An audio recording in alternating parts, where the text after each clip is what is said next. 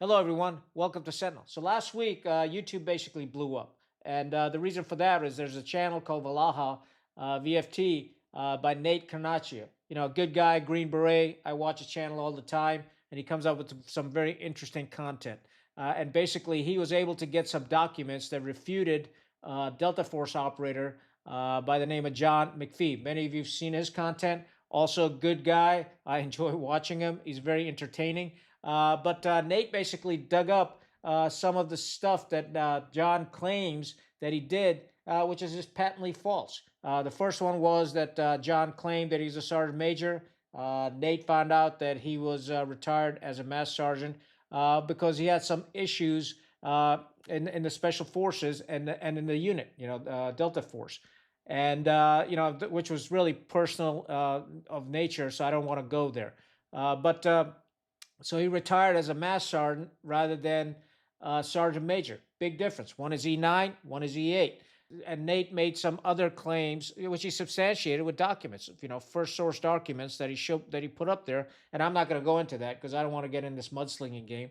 Where John McPhee lost his special forces tab and also lost his Green Beret and his MOS. He's reverted back to an 11 Bravo, just a basic infantryman. For the unclassified, releasable USASOC Freedom of Information Act documents that are the investigation and the tab, Special Forces tab revocation of John McPhee.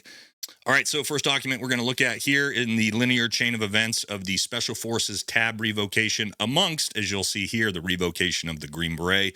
The MOS changed from 18 series, which is Green Beret, 18 Zulu, to 11 Zulu and infantrymen. Number two, concurrent with this reclassification, request the award of the Special Forces tab to Sergeant Major McPhee be revoked. And according to the U.S. Army, John is a retired master sergeant. That is an E8. That is a very different rank than a sergeant major. As we see here, his full service records, he joined in 1991. That date's going to be very important later as we talk about some things. Oh, we jumped in Iraq in like fucking 90 or whatever it was. I broke my leg, landed in a minefield, had a walk with broken bones, and then yeah. All right. So John says there in Mike Ritland's podcast, I believe that was less than a week ago, that he jumped into Iraq during Desert Storm in 1990 into an Iraqi minefield. That's an insane story. Now, when I look at these service records, the first thing I notice is John didn't join the military until January of 1991. Combat of Desert Storm ended February of 1991. The war ended when John was in basic training. That got me thinking, and quite frankly, I felt sad. I felt sad for John, and I felt sad for all of us veterans, to include active duty Marines, sailors, soldiers, and airmen, because this is not who we are. We don't need to start bullshitting each other. Now I know it happens. I know people do it all the time, but this is not what we're all about. So what I want to talk about today is this building a brand via bullshit. And so let's talk about that. And let's talk about how we got to this point. And what happened was when the global war on terrorism started, we all know that, the special forces just did a bang up job in Afghanistan. And I served with some of them, fantastic individuals. You remember the horse riders up north. And there are many other ODAs all across Afghanistan that were just doing fantastic work. And so after that, when the war expanded to Iraq and all these security companies started looking for operators, specifically tier one types. I'm talking about SEALs, Army Special Forces, and any of the special missions units. Those are the type of people that are in high demand. And then there's others that the Marines and the Rangers were also in high demand. So consequently, a lot of these people some of them were making $1,000 a day, working for these security companies like Blackwater, Triple Canopy, and whatnot. And over time, when these contracts started drying up, the second incident that happened was the Bin Laden raid that happened in 2011. And right after that, the books started coming out. I killed Bin Laden. No, you didn't kill Bin Laden. No, he killed Bin Laden. And all this happy horse shit started coming out. And prior to that, if you remember, The special operations forces were the silent professionals. They really didn't talk about their missions. They didn't talk about any of that stuff. But the barn doors opened up, and it was really the Navy SEALs that came coming out at the first out of the barn. So these people needed to find other ways of making money. And as a result of that, on social media, we saw Jocko. He talked about discipline, leadership, and physical fitness and whatnot. And Mike Ritland, who's got a fantastic podcast he does called Mic Drop, where he talks about, brings on guests and they talk about some very interesting issues. And Mike also brought on Johnson. So let's just watch a clip of that. I get a taxi, right? And the taxi only goes so far. So like the next day, whenever I was ready,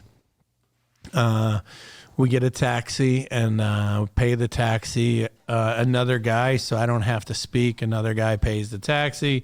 Taxi takes me towards Tora Bora, dumps me when he's done driving. And then I'm just out there. And then a truck comes and I fucking ride with people. And I did this for like, I don't know, probably about 3 or 4 days to get to where I needed to go. And I was just hitchhiking basically. And then we had to go through several checkpoints. One of the checkpoints, like some fucking dude just fucking AKs me right in the chest, like la la la la la la. And I knew as soon as I spoke English, I'd be shot, right? And then I figured, man, I got to get this guy off me. I got to get him his. So I acted like a, and I figured fucking like max level of 11 volume, right? So I just like get my head like really close to him, and I'm like, no. No. You simple jacked him? Yeah. Jesus Christ. So we'll come back to this clip and I'll talk about it a little bit about it. And there's obviously Sean Ryan, who's the king of podcasts right now, doing exceptionally well. And you've got Andy Stump, a former Navy SEAL Team 6, podcaster. Again, long form, very intelligent, very bright individual. And I enjoy watching his content also. And then you've got, Don Shipley. So a lot of you guys have made new friends with the actual Navy SEAL, and you buy him beer all the time because you asked him if he ever shot a Draeger, and he said, that's a dive rig. That's not a weapon. Oh, waitress, beer, please. Those are old questions that I posted up a long time ago. What's the color of the helmets in the different phases? Guide me to the bell in the Bud's compound. What's the first obstacle on the O course? Those phonies have all seen those videos.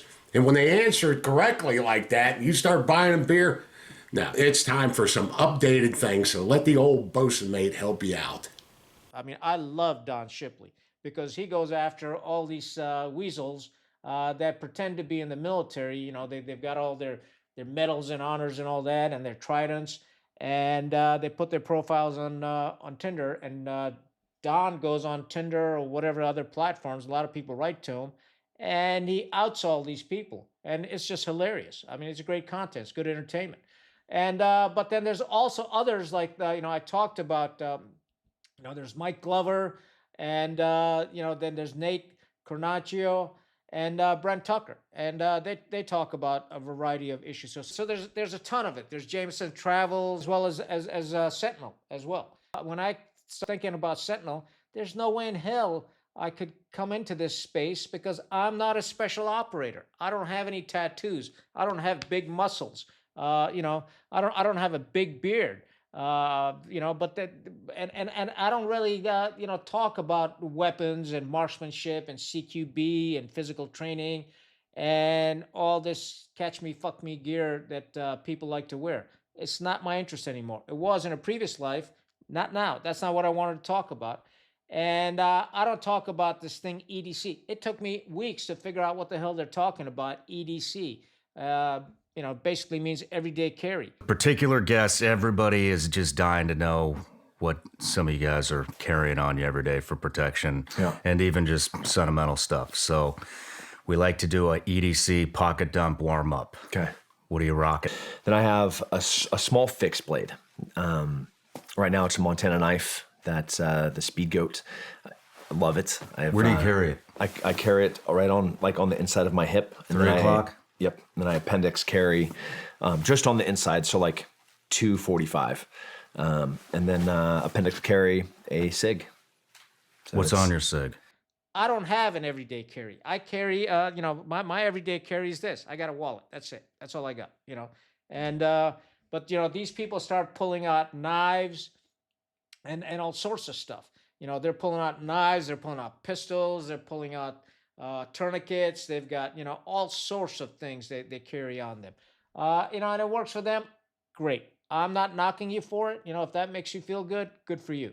So all this content is good, and America gravitated towards this. Young Americans, meat-eating, red-blooded Americans, they want stuff like this because a lot of them have aspirations to go in the military, so it helps them prepare for that. So I applaud all this stuff. I think it's fantastic because it gives an insight into the military, and and it helps these individuals to deal with their own demons. Because for me, it was very therapeutic coming on social media, not on YouTube, but on LinkedIn, and talk about some of these issues because I found it very therapeutic to be able to give my viewpoint on it. It felt like I was making a difference. And so it helps there as well. So these shows weren't just entertaining, but they also became a business platform. You had individuals selling coffee, cigars, clothing, supplements, testosterone boosters. I even saw somebody sponsoring chairs, saying this is a comfortable chair to sit in. I even saw somebody sponsoring mattress. And I don't know, some of you old timers remember the amazing Ginsu knife. The legendary Ginsu knife. It was the sharpest offer on television. But now there's the next generation, Ginsu World Class. I'm trying to contact Ginsu to see if I can get a sponsorship for it. I'm just joking. But nonetheless, so it became a business model, right? And here comes the problem because it became a brand. So everybody starts getting these sponsorships and trying to make money. So they started making all this membership content. If you join my membership, $3 a month, $4 a month, $10 a month, whatever the price was, you get to see my videos first.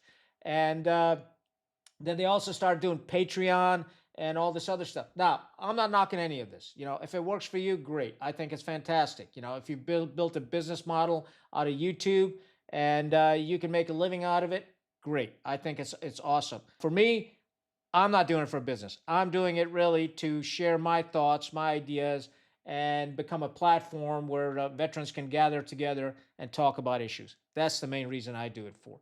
For me, if I was going to start a membership channel, I would probably do something like OnlyFans, because I think I would do quite well at that.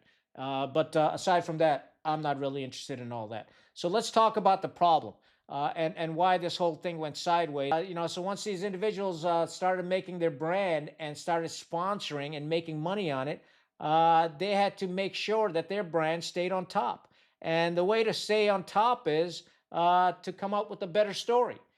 To come up, to outdo the next brand. And this is when the trouble started happening.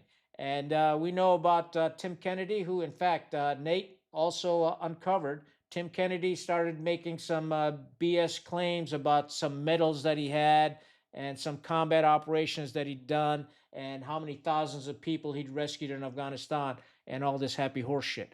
And he got called out for it. And his brand got tarnished. And consequently, the next one was John McPhee. He made these claims. He made the claim that he went on solo missions. Now, getting back to that video clip that you saw on Mic Drop, let's talk about that solo mission part. So John talks about a lot about his solo missions. And John McPhee has been a guest on some very famous podcasts like Joe Rogan. Megyn Kelly has had him on. Sean Ryan has had him on. Mic Drop has had him on. So many of these people had McPhee on there because he's entertaining. The guy's hilarious, and also he's a former Delta Force operator, so he's got stories to tell that Americans want to hear. But the problem is, John started telling stories that even I started scratching my head, thinking, "Hey, what the hell is he talking about?" Now, if you go back to Mic Drops, that clip that we saw, he talked about doing solo missions in Afghanistan. And I'm starting to think about this isn't making sense to me. First of all, he doesn't speak the language. He doesn't really look like an Afghan. He's just too bulky. You got to keep in mind that Afghans have been fighting for centuries. They've developed a sixth sense about war fighting. And, just like a dog has a sense that he can sense a threat, he can smell a threat. That's the same way Afghans are. So I found it hard to believe somebody who looks like John from Chicago is going to go tooling around Afghanistan on solo missions. Maybe he had an Afghan interpreter or somebody like that with him, but no, he claimed he was on solo missions, and he claimed he's hitchhiking through Afghanistan to go conduct a reconnaissance on this high value target's location. So let's talk about that a little bit. So if you're conducting a solo mission, you're hitchhiking, you don't speak the language, you don't look like an Afghan, you don't dress like an Afghan, you're going to get uncovered pretty damn quick and probably kidnapped and taken hostage or whatnot. So that just smelled like nonsense to me. Then John claims that he was in a jingle truck, one of those trucks that he hitched a ride on. They came to a checkpoint. The guard there, we don't know if it's Taliban, we don't know if it's local Afghan government, we don't know if it's a warlord's guard, started questioning him. And because John couldn't speak Pashto or Dari, he just started screaming at him like a madman. Rah, rah, rah, rah, rah, rah, rah. And the guy just stepped back and told him to go through. Well, I know Afghanistan. That shit ain't happening. First of all, a person with disabilities wouldn't be out by themselves. That's the first issue. The second one is they would make you get out of the vehicle to inspect the vehicle. And if you have any weapons or the cameras that he was carrying in this Kent cigarette bag that he claims he had, and I haven't seen any Afghans smoke Kent cigarettes, so I don't know where the Kent cigarette part came in. So that whole story just sounded like BS to me, right? And the other issue was, why would they send him to conduct this reconnaissance on this HVT's location when we could have easily sent a trusted Afghan or flown a UAV over the target area? And the reason I know about it, because I used to handle these types of missions in a previous life. So it makes no sense. Why would you risk a special operator like that by himself when you can handle the mission in 5 different ways? So John also puts up a picture that he's dressed in this local Afghan garb, which we typically call man dress, and he's got this turban on. And I looked at this picture, and it was comical, because nobody in Afghanistan wears a turban the way he's got it on. And if you wear a turban like that, you're going to stand out in a crowd, and somebody's going to point you out and say, "Hey, come here, you. Where are you from?" And the story starts unraveling, because in Afghanistan, the way they wrap their turbans is it's sort of rounded. And I'll put up a picture. You guys can take a look and decide for yourself. So that's the other thing that's made me scratch my head a little bit. Then John also claims that he commanded a special forces company in Pakistan. And the special forces in Pakistan is a special services group. And they're quite shit hot. I mean, they're quite competent, quite capable. And so McPhee claims that he commanded them. I find that hard to believe, because he doesn't speak the language again. And he puts up a picture to prove that he was with the Pakistani military. Well, here's the issue. I know the Pakistani military because, again, in a previous life, I served over there, right? And this has all come out of my book. So, but I'm not trying to pitch my book, trust me. What the picture is, he's in this shalwar kameez, the dress that you see, and with the green beret, and with patani chappals. Those shoes that he's wearing are called patani chappals. Chappals means sandals. Patani means Pashtuns. Pathans wear those sandals. That's what that means. So he's standing in this garb, in this uniform, and this uniform happens to belong to the Frontier Constabulary. And the FC is not special forces. The FC is a paramilitary force that guards the freaking borders. How do I know this? Because I work with them. And I work with them on the borders, because at one time we had over 65,000 Pakistani military, paramilitary, and their active duty military guarding the border, establishing a screen line, capturing all the foreigners that were coming out of Afghanistan when we started bombing them. So again, he embellished all this stuff, right? So this whole thing doesn't make sense. Problem is this, then he embellished all this to build his brand. Hey, look at me. I'm the only Delta Force guy that went on solo missions in Afghanistan, Iraq, and commanded a special forces company in Pakistan. Bullshit. I call bullshit on that. And the problem is, when you start doing shit like this, somebody else is going to call you out on it. And that's exactly what happened with Nate. And Nate called him out on it. And here's the sad part now. Everybody that watches this stuff is now scratching their heads and going, what the hell is going on between these special operators? In my mind, it's good that we're policing each other. I think what Nate and Brent Tucker are doing is fantastic. We should police each other, and there has to be some level of accountability across the board, so people understand what the hell's going on. And the reason being is, it's like, the people that embellish stuff, you don't need to embellish. Only 1% of Americans join the military. And if you're in special operations or special forces, you're 1% of 1%. You don't need to come out and make up some bullshit story. People respect you for being in the military, and they really respect you for being in special operations. So there's no need for it. And I understand you're going to be on social media like I am. I don't knock you for that. And if you want to make a living out of it, more power to you. Do it. And if you want to sponsor mattresses and testosterone therapy or whatever or amazing Ginsu knives, more power to you. I'm going to wait out for the OnlyFans page, but that's okay. But the issue really comes down to is by you doing that, you're discrediting all the veterans like myself and the viewers of this channel and other channels. And you're discrediting the people on active duty, the Marines, the soldiers, the sailors, the airmen, the Coast Guardsmen. America looks up to all these people. And by us doing this sleazy shit, America is like, what the F is going on? I remember on social media, you're like 2 clicks away from somebody finding out your shoe size. And you're probably 1 click away from somebody knowing somebody that knows you. So there's no point in bullshit anybody. Make sure whatever you say is said in the best interest of the viewers. I think that's very important. And you definitely don't want to tarnish the U.S. military. Yeah, we got some serious problems, no doubt. And I think on this channel, that's what we're trying to address.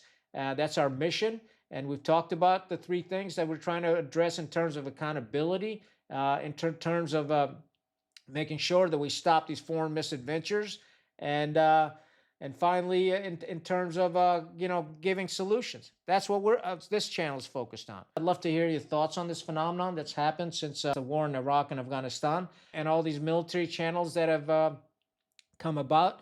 And what do you think of them? And what do you think of all these this sniping that's going on between various channels trying to build a better brand? But I'm all about building a brand, but do it in an ethical manner, in an honorable manner. And more power to you. But that's all I got. Stay rugged, stay united. Con out. These things, guys, these are a privilege. These are not a right. And when the Special Forces Regiment revokes this privilege from you, you are no longer a part of this community.